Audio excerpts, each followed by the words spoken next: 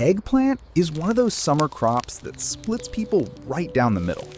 You either grow it every year without fail, or you've given up on it completely.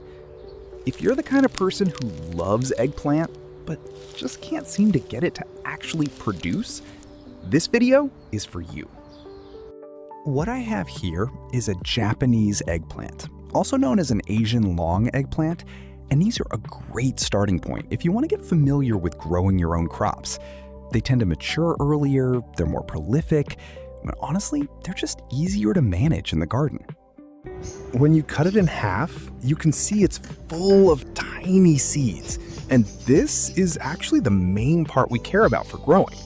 Now, not every seed you find in here is guaranteed to be viable, but if the eggplant was allowed to fully ripen on the vine before you harvested it, you're going to have a much higher success rate. To start, we're going to dab a small amount of toothpaste onto the cut surface of the eggplant. Now, I'll be upfront with you. This one's more of an old school folk trick than something backed by real science, so take it with a grain of salt. Some growers swear by it as a way to help seal the surface and keep things clean while it dries. Just a thin layer's enough. Then we set it aside.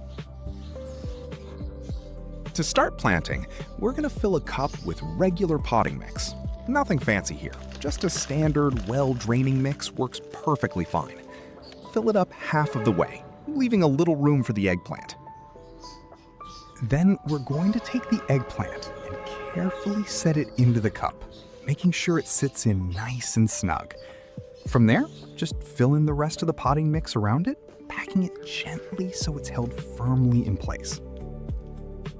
Now, you might be wondering, why not just extract the seeds instead of planting half the eggplant straight in? Well, here's my thinking. The flesh around the seeds naturally keeps them moist and protected while they're trying to germinate, instead of drying out and needing to be babysat. It's definitely not the conventional method. And if you ask 10 different gardeners, you'll probably get 10 different opinions on whether this actually works. But that's honestly half the fun of gardening. Trying the weird stuff, seeing what sticks, and learning from what doesn't. So let's just go with it and see what happens.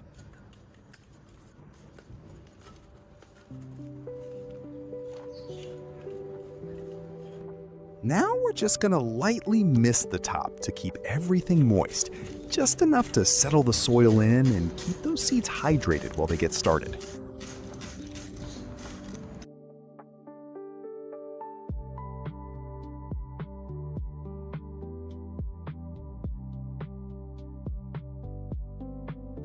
After 1 month, here's where we're at. This seedling now has 2 well-developed true leaves, broad, deep green, and completely free of yellowing, spotting, or pest damage. That's actually a really good sign. It means it's had adequate light and nutrition so far. If you look closely at the leaves, you can see the classic eggplant shape, slightly lobed edges with that prominent veining radiating out from the midrib. The good news is, you can already see new growth pushing through at the top, a smaller leaf emerging right between the 2 bigger ones, which tells us this plant isn't stalling, it's actively moving forward. And here's the surprise twist. This seedling didn't come from a seed we carefully extracted and planted on its own. It grew directly out of the eggplant itself, meaning that weird actually worked. The seeds germinated right there inside the flesh and pushed their way up and out on their own.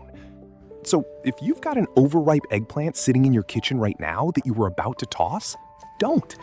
You might be sitting on your next crop without even realizing it.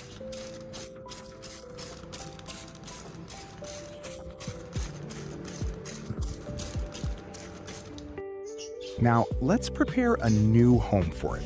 In this case, a large container. With the potting mix ready to go, we're gonna make a hole right in the center, just deep enough to fit the seedling in comfortably.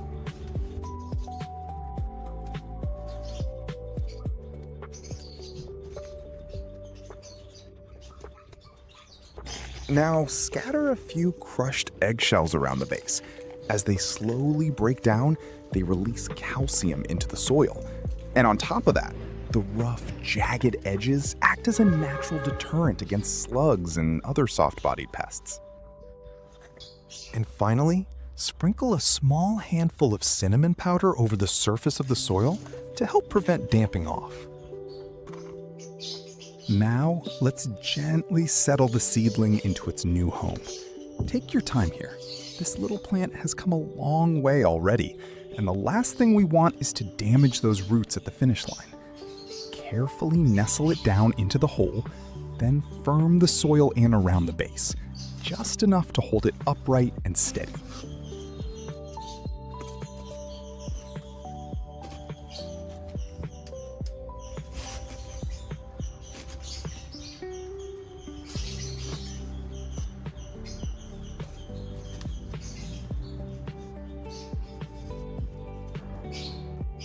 With everything ready, it's time to make our main solution.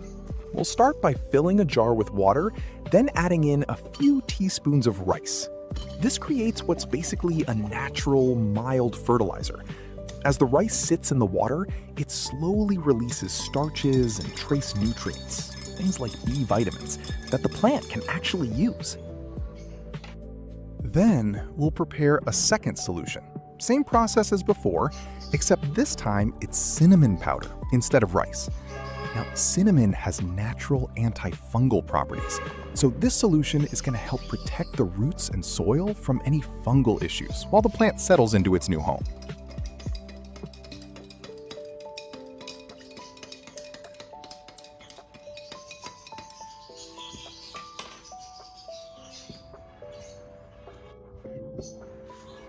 After about 30 minutes, we'll come back and strain both of these out, starting with the rice solution first, pouring it straight into the pot, followed directly by the cinnamon solution right after.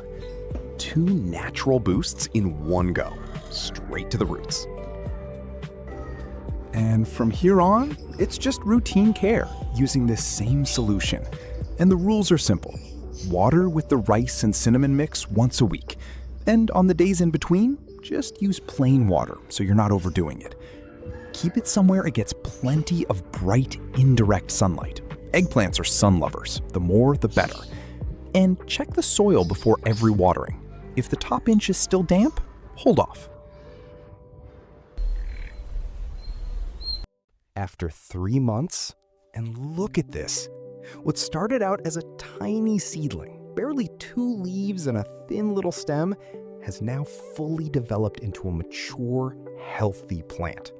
Full canopy, strong stem, and it's already giving us these fresh, glossy Japanese eggplants, ready to harvest. And the wild part is, this entire plant grew from nothing but half of a leftover eggplant that was honestly seconds away from getting tossed in the trash. If you told me 3 months ago that this weird, lazy method would actually work, I probably wouldn't have believed you either. But here we are, and the proof is right in front of us. And there you have it. Proof that you don't need to buy seeds, you don't need fancy equipment, and you definitely don't need to be an expert gardener to grow your own food. If this video helped you look at that half-eaten eggplant in your fridge a little differently, drop a comment and let me know. I'd love to see how yours turns out.